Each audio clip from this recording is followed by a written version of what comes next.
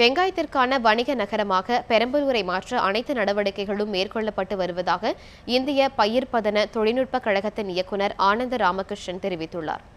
சின்ன வெங்காயத்தின் மதிப்பு கூட்டப்பட்ட பொருட்கள் தயாரிப்பது தொடர்பான பயிற்சி முகாம் இந்திய பயிர்ப்பதன தொழில்நுட்ப கழகம் சார்பாக பெரம்பலூர் அருகே உள்ள செட்டிக்குளத்தில் நடைபெற்றது. இதில் வெங்காய ஊறுகாய், வெங்காய கூழ் உள்ளிட்ட பல்வேறு பொருட்களை தயாரிப்பது குறித்து விவசாயிகளுக்கு செயல்முறை விளக்கம் அளிக்கப்பட்டது. இதனைத் தொடர்ந்து பேசிய இந்திய பயிர்ப்பதன தொழில்நுட்ப கழகத்தின் இயக்குநர் அனந்த ராமகிருஷ்ணன், உலகளாவிய வெங்காயத்திற்கான வணிக நகரமாக பெரம்பலூரை மாற்ற அனைத்து நடவடிக்கைகளும் மேற்கொள்ளப்பட்டு வருவதாக தெரிவித்துள்ளார். இதனைத் தொடர்ந்து நடைபெற்ற கருத்தரங்கில் இந்திய பயிர்ப்பதன தொழில்நுட்ப கழகத்தைச் சேர்ந்த சினிஜா வெங்காய சேமிப்பில் நவீன தொழில்நுட்பங்கள் குறித்து சிறப்புரையாற்றினார்.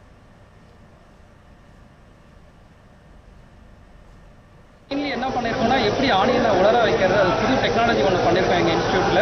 அதை இன்றைக்கி விவசாயிகளுக்கு டெமான்ஸ்ட்ரேட் பண்ணி காட்டணும். அதனால் என்ன பயன்பாடு, அது மினிமம் லெவல், அதாவது 3000-4000 ரூபாயில் அது செய்யலாம். செஞ்சால் we can increase that shelf life of அந்த ஸ்மால் ஆனியனோட சின்ன வெங்காயத்தோட செல்ஃப் லைஃப்பை நீங்கள் இன்க்ரீஸ் பண்ணலாம்.